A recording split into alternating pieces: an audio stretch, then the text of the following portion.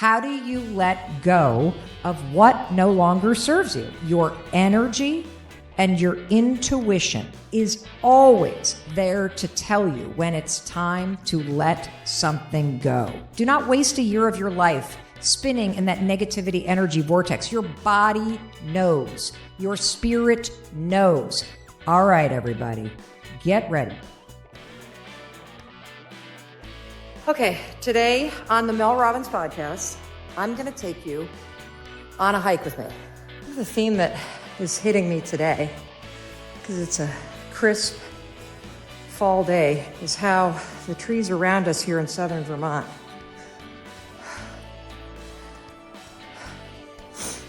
they're all starting to change colors and drop their leaves.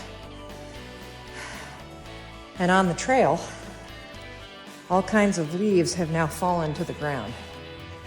And it makes me think about the fact that one big theme that we don't talk enough about when it comes to change or improving your life is, what do you need to let wither away and fall away and drop to the ground in your life in order to change? And that's what we're going to talk about today. Letting things go to make room for new things to spring. I might have to continue this episode in the studio, given that I am huffing and puffing so much on this trail that you're not going to be able to hear the words coming out of my mouth. All right. Well, first I want to thank you for your patience with me, because I know I promised to take you on the hike, not just start a hike with you, but clearly I got a lot that I want to unpack here about letting go. And so, and I got a lot I also need to do to get in better shape to be able to talk and hike at the same time. Actually, you know what? I'm going to commit right now to letting go of making myself wrong. Good job, Mel Robbins, for getting out there. Good job for trying out an episode where I would be walking and talking and recording it on my iPhone. And good job for having the presence of mind to realize it would be a better listening experience for you and a better experience for me to unpack this really important topic of letting go. How do you let go of what no longer serves you?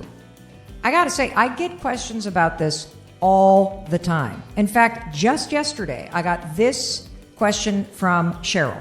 Mel, how do you know that the thing you're holding on to is meant to be let go of versus fighting for it even harder? Do you have any thoughts or perhaps tools to help discover it or encourage the universe to bring that epiphany along? In other words, how do I know when it's time to let go? All right, everybody, get ready, because this is one of the most important aspects of creating a better life and of being a happier person. We spend so much time focusing on what we need to do, what we need to add in, what we need to change. And have you stopped to consider that the best place to make a change is by letting go of things, of projects, of thinking patterns, of relationships that no longer serve you? And the big question is how? How do you know when it's time? And I have got not only a fantastic visual metaphor to help you understand this concept, but I also have a really interesting way to approach this. We're going to talk about the fact that your energy and your intuition is always there to tell you when it's time to let something go because it no longer serves you.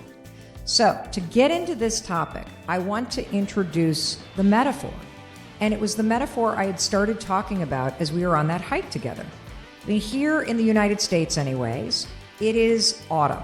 It is the fall season. We are all about pumpkins. We are in harvest time. There are corn stalks everywhere. We're getting ready for orange and red and all those amazing colors and carrot cake. I mean, I love this time of year. And I realize it may not be fall where you are. If you're, part of our global fan base halfway around the world, it's summertime. Don't get hung up on the fact that I'm using fall as a metaphor. I personally believe whenever it is that you are listening to this episode, even if it's 2 years from now, you're listening to this right now because you are meant to hear it right now. Because there is a new season that needs to start in your life. And that's going to require you to let go of things that no longer serve you. And so let's talk about the metaphor of what happens to a tree when the fall season hits. And in researching this for you, because, it's one thing to just kind of tell you a metaphor, it's another thing to really understand it and explain it. This was fascinating. I know we learned about chlorophyll and fall and the life cycle of a tree in elementary school, but I had forgotten most of this stuff. So check this out.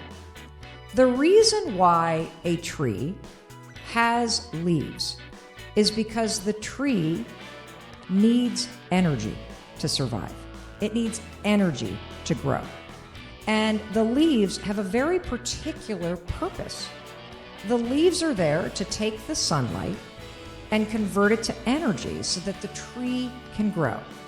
And in exchange, the tree gives a ton of water back to these leaves. I mean, this process of the leaves sprouting and the leaves growing and the leaves taking its surface area and converting the sun into energy so the tree can go from a tiny little acorn to a mighty oak, that is a lot of energy. And there's this reciprocal nature to the relationship that a tree has to its leaves. Because the tree has to bring in tons of water in order to fuel this energy exchange. And here's the reason why leaves fall off a tree. In the middle of winter, at least here in the United States, when the ground is frozen and snowpack is on top, there is no water for the tree. And if those leaves with their big flat surface were to stay on that tree through winter, the leaves would kill the tree. It would suck the tree dry of all the water that it needs. An interesting thing about fall is that, we look at the leaves turning, and we look at the leaves dropping gently and falling down to the ground as this beautiful thing that happens. This natural thing that happens. It's so lovely. It's just wonderful. Isn't this delightful? Do you want to know that this is almost like a violent act? That the trees are pushing those leaves off its branches. The tree is basically going, yo, if you are hanging around on my branches through the wintertime, you are going to suck me dry of all my energy. I am going to die if you don't get off my freaking branches. The tree literally pushes them, ejects them, kicks them out of their life. Why? Because there is no reciprocal energy exchange that can happen during the winter. The tree has to conserve its energy to survive. And after the winter season, once those leaves are gone and the tree can conserve its energy instead of giving it all to that leaf while killing itself. I bet you got areas of your life where you're giving all your energy into a relationship or into your work or into some stupid thinking pattern that you've been doing for years that makes you feel bad. You put all your energy in one direction. You get nothing in return. That's what fall is for a tree. The fall season for a tree is, thank you very much for spring and summer. You were amazing. This relationship between the leaf and the tree, this was reciprocal. You got energy from me, I got energy from you, bada bing, bada boom. And then all of a sudden, boom. This is a one-way thing. And if I hold on to these leaves, I'm going to die. I'm going to die. And I'm bringing that metaphor and that visual and that documented point of view that this isn't just some lovely thing where the leaves, change colors and it's so beautiful and now we all drink a pumpkin spice latte. That's not what this is. This is a tree's survival. This is about energy. This is about the fact that in order to grow, in order to be strong, to be the best you got to surround yourself with relationships and work and projects and friendships and habits where there is an equal reciprocal exchange that you give and you get in return. And that's where we're going to start when it comes to how I want you to think about this concept of letting go. We're going to talk about how to identify that moment when there is no longer that energy exchange, that there is something that has become a complete energy suck.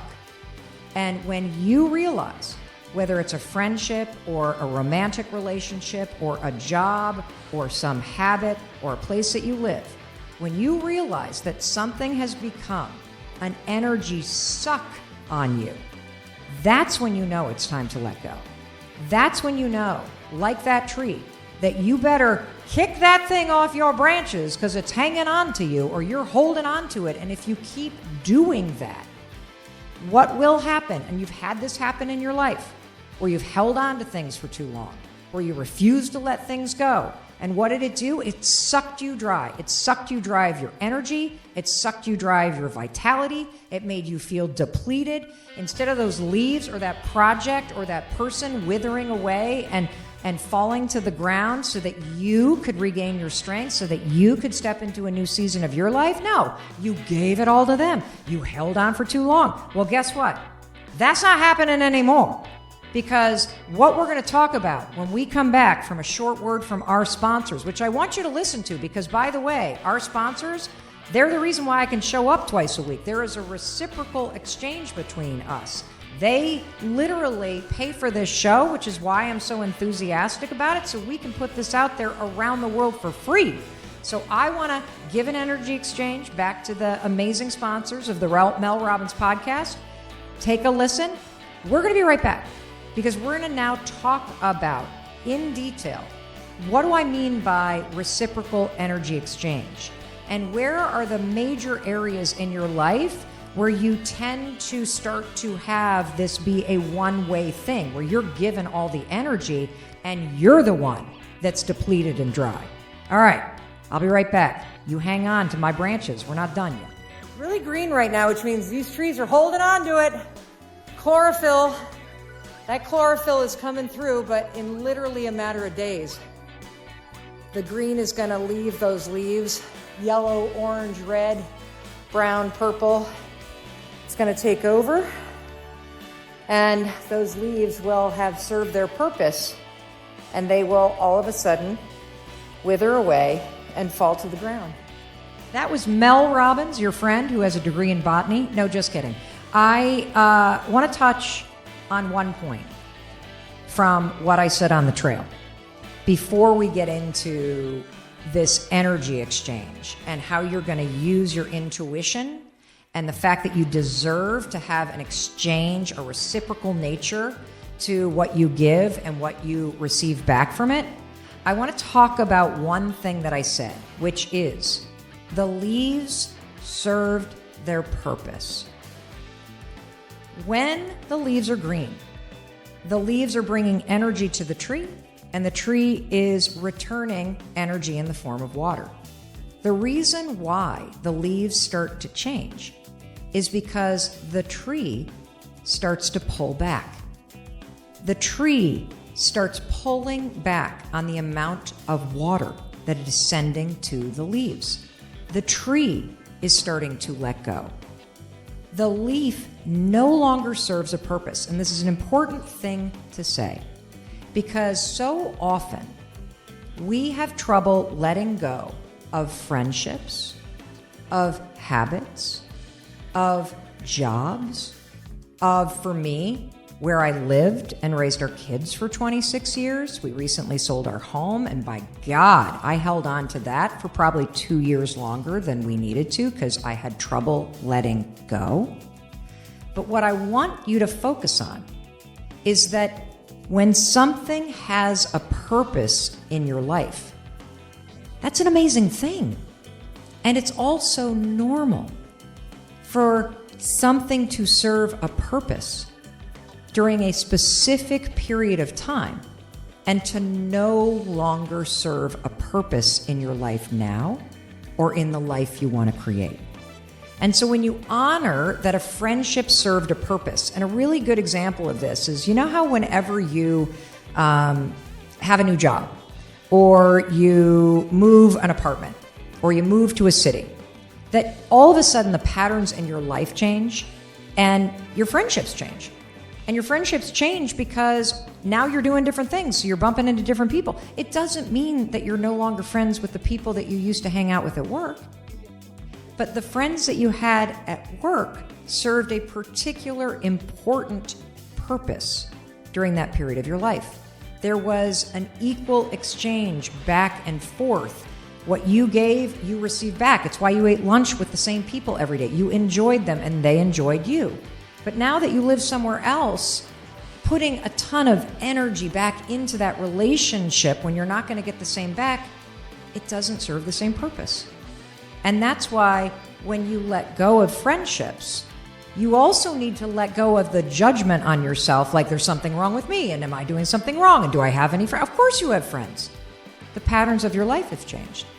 You're putting energy somewhere else because you're getting energy from somewhere else. This is the natural cycle of life. It's the natural cycle of relationships.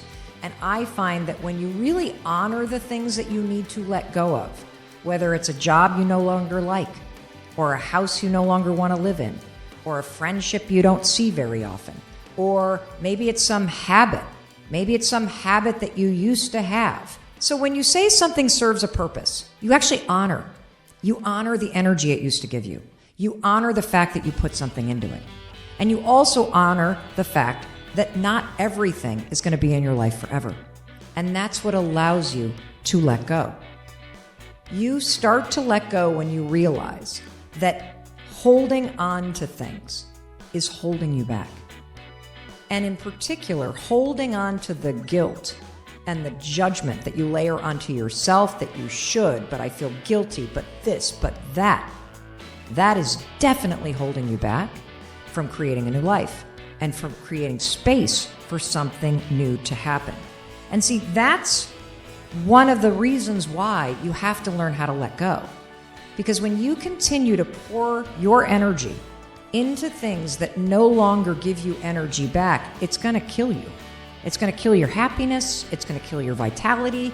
It destroys your motivation. It makes you feel depleted. It makes you feel like you're the last on your list. And so that's reason number one. And the second reason why you have to start to let go of what doesn't serve you is because as long as you are holding on to the old stuff, you have no time, no space, and no motivation to create anything new. Period. And you know this. So let's now jump into how. How do I use this energy exchange and my intuition to spot the things that are draining me dry and to let them go, push them off the branches, get them out of my life, thank them for their purpose and their service, but then get out of here because you need to make room for something new and better and energizing. Doesn't that sound good? Yeah, you better believe it sounds good. So let's do it. And one of the reasons why I want you to really focus on energy is because your energy doesn't lie. I mean, just for a second with me, just take a second. Whether you're out there walking the dog, or you're driving around in your car, or you're working from home, or you're busy doing a bunch of stuff, I want you to just stop for a second. And I want you to assess right now, what's your energy level? Think about a fuel gauge in a car. Empty to full. Empty in a human being means you feel depleted, you feel burnt out, you feel checked out, you feel like your whole life is basically pouring energy into everything else. Full in a human being basically means that you're energized, you're excited. You feel like the things that you're pouring yourself into, your habits, your routine, the people you're surrounded with, the projects you're working on, it may be difficult, but it's bringing energy back into your life too. Your energy never lies. We are energetic human beings. And I know that sounds woo-woo. We can get into the neuroscience on that on a totally different episode, but let me prove it to you. Have you ever walked into, say, a coffee shop, and the person that is behind the counter is having the world's worst day? They are super grumpy. It doesn't matter how big your smile is. It doesn't matter how nice you are. They are like, that energy actually impacts you. Just like your positive energy can impact somebody else. Energy is contagious, and most importantly, when you hang out with your friend Mel Robbins, I'm going to teach you to start to pay attention to it, and I'm going to teach you to trust it. Because energy is also tied to intuition. And we're going to get into this tool of how do you assess, is something giving me positive energy? Is something giving me negative energy? Is this a relationship that is one way, or is this something that gives me something in return? That is the tool we're going to talk about today. And what if the very next morning you walk into the coffee shop and you're having a bad day? Like one of your pets is really sick and it just is really bumming you out. You're feeling really low. And the person behind the counter is just the nicest person on the planet. And they look you in the eyes and they give you a big smile and they are really cheery and they compliment you. And they maybe even ask you, hey, how you doing? You're like, oh, I'm not doing so great. You're like, oh, I'm really sorry. Coffee's on me. How do you feel? You feel better because they poured their positive energy into you and that lifted you up. Energy is contagious. It also always tells the truth. It's like a compass. In fact, a compass runs on magnetic energy. That's why a compass always points true north. It never lies. Your energy doesn't lie either. It's why you feel kind of off around certain people. It's why if somebody texts you and you don't like them, you're like, ugh. But if you like the person, you're like, oh yeah, cool. Energy never lies. So let's talk about how we're going to use it, okay? So I'm going to break the topic of letting go into two different types of situations. And in each one, I'm going to explain how to use energy and paying attention to the energy inside you, both that you're giving, that you're feeling, and that you're receiving back, in order to know when it's time to let go. So situation number one is super easy. And this is typically when it has to do with things or projects or a job or somebody who's like really, really engaging in toxic behavior. Okay? This is the easy stuff. This is when you have a flood of negativity around something. And I'm going to give you a bunch of examples of this, okay? So we all have a pair of pants that we're holding on to from high school or before we were pregnant or whenever that we can't freaking fit into. When you stare at those things, you're reminded that you can't fit in. When you try to wiggle them on, especially after a shower, you feel terrible about yourself. That is something that is an example. You need to let go of that. That job that you walk into where there is a pit in your stomach and you gripe about it to your friends and you spend all this energy pouring into why you hate it and resist it, you need to find another job. That friend that does nothing but gossip and roll their eyes and drag you down and literally is such a bad influence on you, you need to let them go. And what does that mean? Well, that depends on you. Donate the pants for sure. Start redirecting your energy from complaining about your job to directing energy to looking for a new one. I mean, just imagine. That's the other thing about this. Do you know how much energy and time and effort you waste focusing on resistance and complaining? If you were to just stop complaining for a day about something that gives you negative energy, like your job or your parents or your boyfriend or your girlfriend or your roommates, what if you stopped complaining? Because that's negative energy pouring out, and you directed that same effort towards something positive, like fixing it or letting it go and creating something new that makes you feel good. Like, I relate to that because I think I've spent a lot of my life pouring negative energy at things that I didn't really like, instead of realizing I needed to complete this. I needed to let this go. The roommate served a purpose 2 years ago. Not a fit right now, and that's okay. Time to kick the leaves off the branches. You know what I'm saying? Time to save myself instead of pouring everything into either another person or my energy into being upset and frustrated and disappointed. So when you have things that are for sure 100% zapping your energy, or you find yourself complaining, griping, resisting, let go. And you can do that in two ways. Obviously, donate, throw out, delete is one. The other one is take all that negative resistance that you feel in you that churns and pour it into something positive. If you can't quit your job, for example, because you need to pay the bills, no problem. Instead of complaining, instead of feeling resistance, spend 30 minutes every morning before you go to work looking for a new one. Or spend 30 minutes every morning pouring positive energy into a hobby or a project or a side hustle that brings you positive energy. And when you start to do that, you start to lift yourself up because you are now getting this reciprocal exchange by pouring energy and attention into something new and something positive. And that's going to lift you up. And by the way, that will also change your experience of that current job that you hate. I know this because I've done it. I remember being right out of, let's see, how old was I? I was 30 years old. I was pregnant with our daughter, who's now 23. And we had moved to Boston from New York City, where I had been a public defender. And I loved that job working for legal aid. And so we moved to Boston. I do not have a license to practice in Massachusetts, so I could not work for the public defender's office. I have to take the bar, but I've got bills to pay, so I get a job in this huge law firm. And working in a law firm is the exact opposite of being a public defender. When I worked in New York City for legal aid, I was in court 5 days a week from 8 o'clock in the morning till 5 o'clock in the afternoon. That was my job. I was on my feet. I was, negotiating plea deals. I was talking to witnesses and police officers and judges and like that, going to clients, going to Rikers, all of it. When you get a job in a large law firm, you literally go into a high-rise and sit in an office and write all day. It was the exact opposite of what I am wired to do. I knew the moment I got that job that I was going to hate it.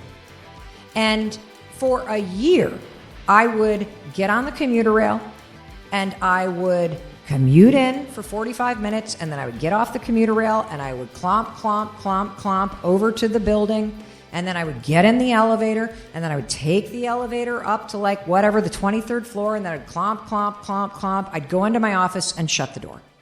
And from the moment I woke up every morning, I felt depleted. The closer I got to that office as that train clunk down the tracks towards Boston, the more resistance I felt. I got nothing in return from that job.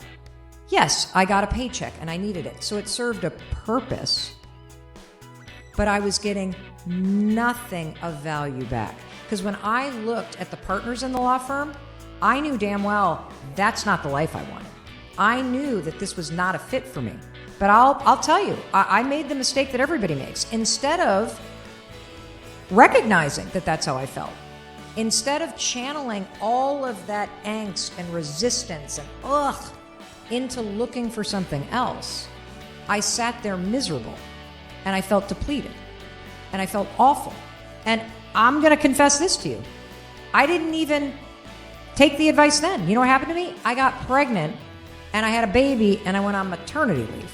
And when I was on maternity leave, that's when, with distance from it, I was like, okay, there is no way I'm going back there. No way. Now that I have escaped, there is no way I'm going back. And we've all had exes like that, right? Where you're in it for so long, you finally let it go and break off. And they're like, what the hell was I thinking? Now that I'm on the other side and I'm away from that energy suck, I don't want to go back to the energy sucker vampire thing. What the hell? But when you're in it, that negativity vortex can keep you spinning and stuck. You convince yourself, but I need the money, but I can't do this. And then you're so depleted from your complaining and the outpouring of energy in the wrong thing that you're just stuck. That was me. So I get pregnant. I go on maternity leave. Holy cow, I am free from the vortex of negativity. I've been let go, but now I got to go back. And so my husband, Chris, says to me, look, I know you don't want to go back, but here's the problem, Mel. We have a mortgage and we have a baby. And you will go crazy being home. And so here's the thing. You need to find a job. Your maternity leave ends in exactly 3 months. So that means you have 12 weeks to find a job. And you have to make $60,000 a year. That's it. And you know what's interesting? If you give a human being a problem to solve, we get pretty creative. And I'll tell you what, the night before my maternity leave, I not only landed a job, it wasn't for 60 grand, it was for 55, but that was enough. And I walked in the next day and I let go. What do you say? I guess I quit, but you know, they didn't let me go, I quit. But so what I'm trying to say is do not make the mistake that 30-year-old Mel Robbins made. Do not do that to yourself. Do not waste a year of your life spinning in that negativity energy vortex. Your body knows. Your spirit knows. Get rid of those pants. Push that project to the side that you don't feel inspired to work on anymore. Let it go because it is sucking your vitality dry. And I want to just remind you that we're talking about reciprocal energy exchange. That's why these situations of the pants that don't fit and the friend that's engaging in toxic behavior or the job that sucks your soul dry, there is nothing that you're getting in return. Nothing. In fact, what you're getting in return is more negativity. Those jeans in your closet make you feel bad about yourself. It's bringing you negative energy. That job that you're complaining about, that you go to day to day, convincing yourself you can't leave, you can't find some la-da-da-da-da-da-da, it's bringing negative energy into your life. And so these situations are super easy to spot because there's no reciprocal value to the relationship or the pants or the project, period. Now what I want to talk about is the more complicated situations. Those situations where it's not clear, where you feel guilty, where maybe you're taking care of an aging parent or a child that's struggling with mental health stuff and it is depleting as hell. Or maybe you are really struggling with friendship or in relationships because you have old patterns of behavior that you don't realize are interfering with this free-flowing, reciprocal give and take that really brings amazing things into your life. So when we come back, that's what we're going to talk about. Because this notion that I'm teaching you of letting go and energy, it's not complicated at all. But life doesn't work that way.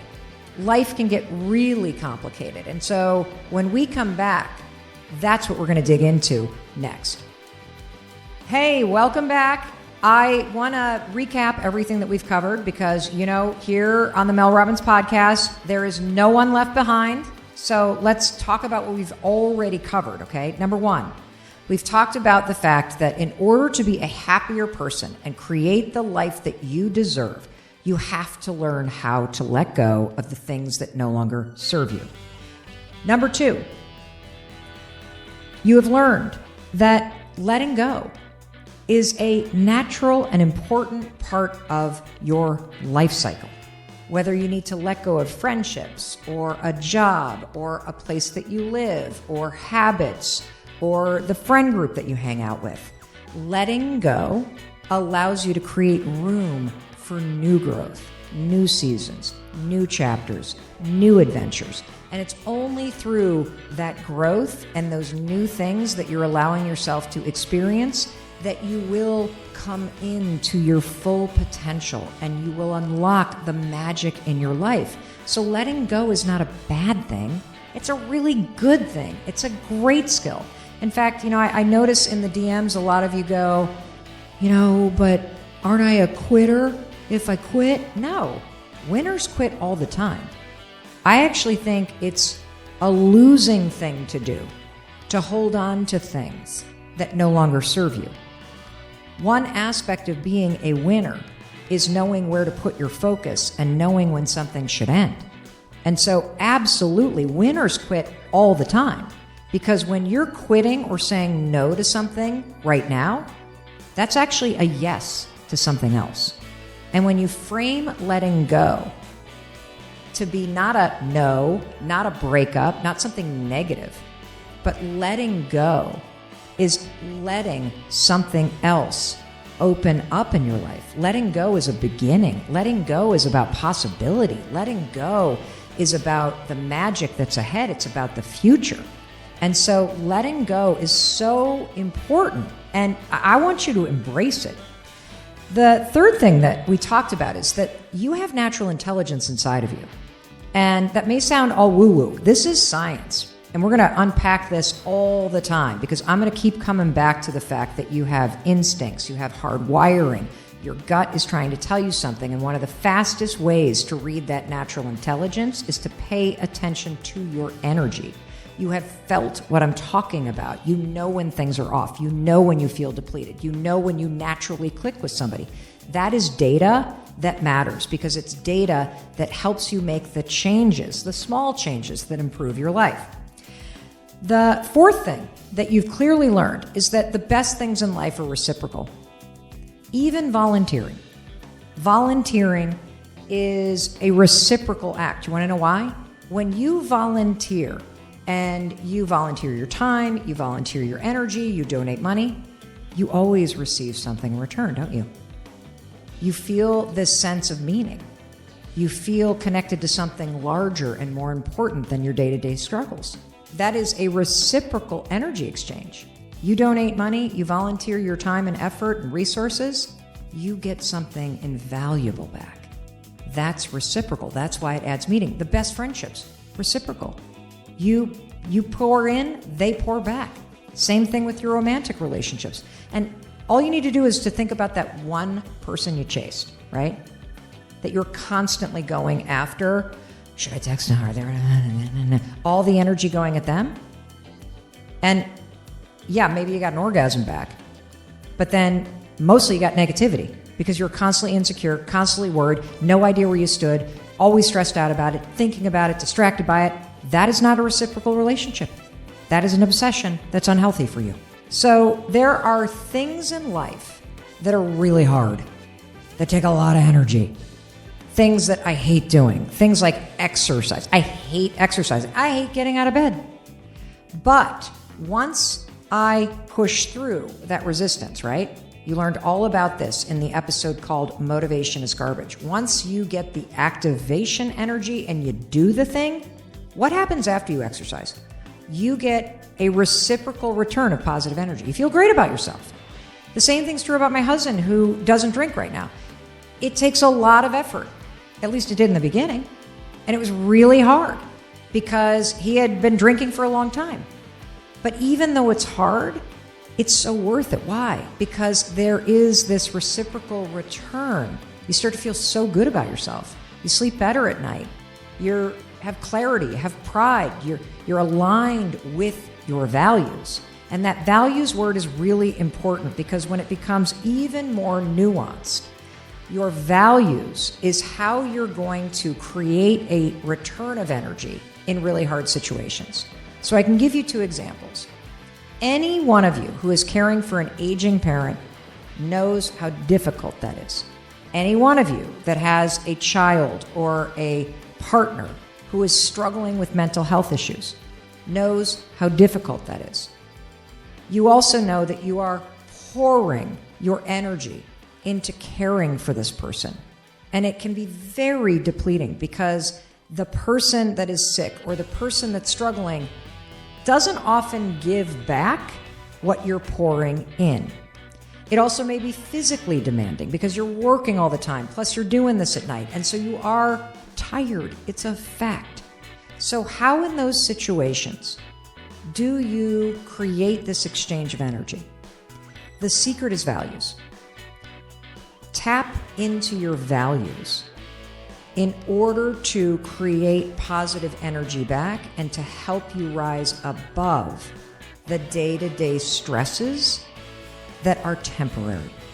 Because the truth is, if you tap into your values, it makes you feel like an amazing human being, knowing that you are there for your mom. It makes you feel like a good person, knowing that you are a compassionate caregiver that is helping your child or your partner through a really difficult chapter.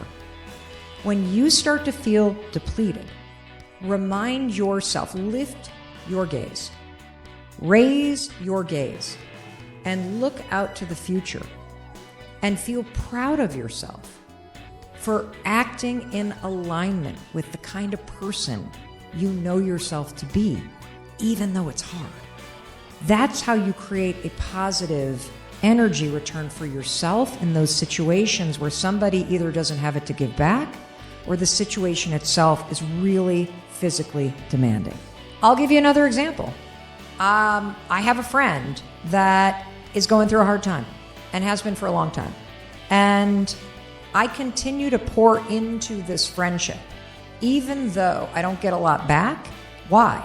The reason why is I get a lot back knowing that if I were in this situation, I would want a friend of mine to stay around and pour into me. And that is what drives me. That creates that energy exchange. And so you have within you the ability to do things that feel hard, like exercising or stopping drinking or staying sober or changing your habits or making cold calls. You can do those things that feel difficult. And trust me, you're going to feel proud of yourself, which is why they return on the investment of effort. And you can do things that are draining. And I promise you, they will come back to you with energy because it makes you feel good about yourself. And I bet you can think of 4 or 5 things that you're doing right now that are hard that you're not even giving yourself credit for. You should be proud of yourself because you're a good person. You keep showing up. And that is something you need to celebrate. That's something that you need to feel energized about. And in those times when it gets really hard, remind yourself, this too shall pass. That what goes up also comes down. Just like when you're hiking a trail on a mountain. That this is a season of your life. And holding on to what doesn't serve you is going to drain you. It's going to kill off your happiness. But finding ways to bring energy back in those situations that are aligned with your values and what you want, that's a power move.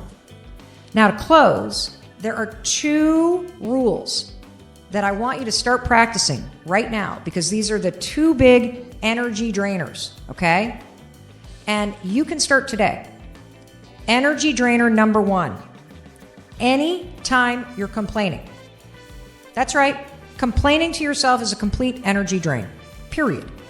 We were heading here to the studio. There was a ton of traffic. We were running late. I could feel the negative wave of stress coming. I could feel the depletion coming. I could feel it all happening. I could feel the thoughts starting to go. That is when you are sucking your own energy dry. I started complaining. Should have got up earlier. Should have done this. Stop complaining. Stop complaining about that job you don't like. Stop complaining about the traffic. Stop complaining about your partner. Stop complaining about your weight. Stop complaining about the things in your life. Because here's the truth. With a little bit of effort and a little better attitude and a little positive energy, you can freaking change anything. Because you can take the actions that change anything. And so instead of bitching about the job, get busy tomorrow morning and start looking for a new one. Instead of complaining that you don't have any friends, spend some time putting yourself in activities where you're going to meet new people. This is so important. Anywhere in your life where you are complaining, you are your own energy drain because you are pouring negative energy at something instead of redirecting that same effort and attitude and just into something positive. So that's rule number 1. No complaining. I dare you. Try to go 24 hours and not complain about anything today. It's next to impossible. I would love to hear from you if you take this challenge on. Seriously, I would. Just tag me on social media. Tell me how the 24-hour rule is going of no complaining. Rule number 2, stop trying to control other people. Stop it. I was at an event in Las Vegas with my friend, not Las Vegas. I was at an event in Los Angeles with my friend Kathy Heller. And we took a bunch of questions from the audience. And this particular question from one woman, I can't stop thinking about. How do you stop controlling your friends? You stop. That's how you do it. When you catch yourself trying to control someone, and then you let go of the desire to change them, and you redirect all of that angst and energy toward caring, listening, supporting, creating this reciprocal exchange of allowing them to show up exactly as they are, you get connection back. Your attempt to control somebody blocks connection. It blocks the exchange between people. And here's one more thing about letting go when it comes to relationships. Maybe, sometimes, the purpose that some people play in your life is simply to teach you how to let go.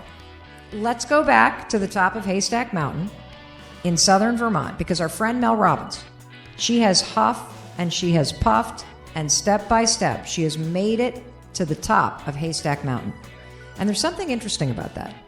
It's an example of how putting in the effort, throwing in the energy, and doing things that may be hard. They may be a struggle. They may make you pant and turn bright red in the face. They may make you feel like maybe you can't do this. That's good. That is so good. Because when you push yourself to do something out of your comfort zone, that is positive. And what do you get back? You get back all kinds of positive energy in return. You feel pride, you feel happy, you grow a little bit, you get a great view. And speaking of view, Mel has something that she wants to say to you to wrap this up.